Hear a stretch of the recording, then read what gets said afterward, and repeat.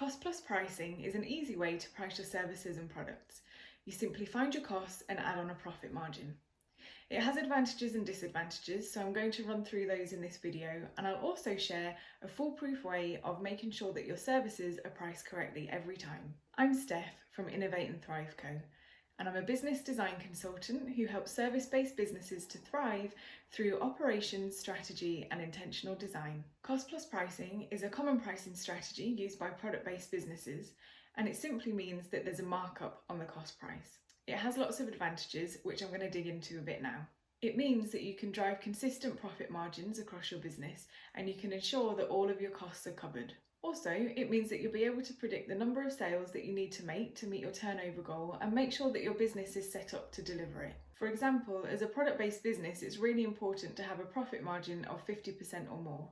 Knowing that and how much you want to earn each year means that you can calculate how many products you're going to need to sell in order to reach your goals. That will also inform other decisions that you make, such as do you need people to support you, what processes can you put in place, what property requirements do you have, what equipment do you need to buy, and all the other strategic decisions that you make in your business. It's a really simple, replicable and objective way to price your products. That's because it doesn't rely on market research and you don't have to determine the value to your customer either. It's a very simple calculation. So speaking of the calculation, how does it work? Grab your pen and paper because I'm about to run through it, and if you're product based, you are going to want to make a note of this. So first of all, you're going to want to work out your costs, and that will include any labour, any materials, any overheads, which are usually operational costs required to produce the product that you're pricing.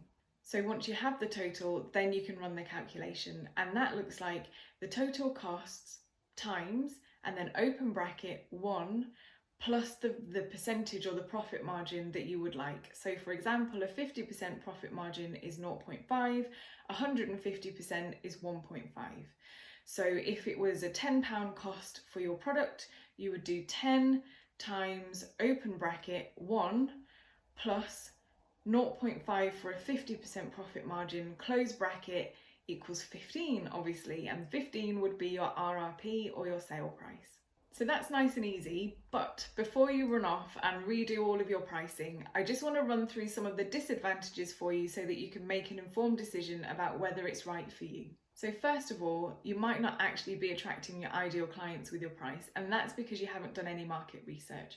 So you don't know what your competitors are charging, and you don't know what your ideal clients are currently prepared to pay for that product.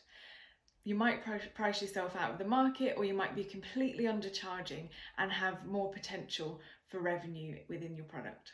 If you're bulk ordering materials, if you are paying for manufacturing upfront, there is a risk that you won't actually reach the sales that you need to achieve your profit margin. And that's because you have to lay out the cash first, and there's no guarantee of your sales numbers.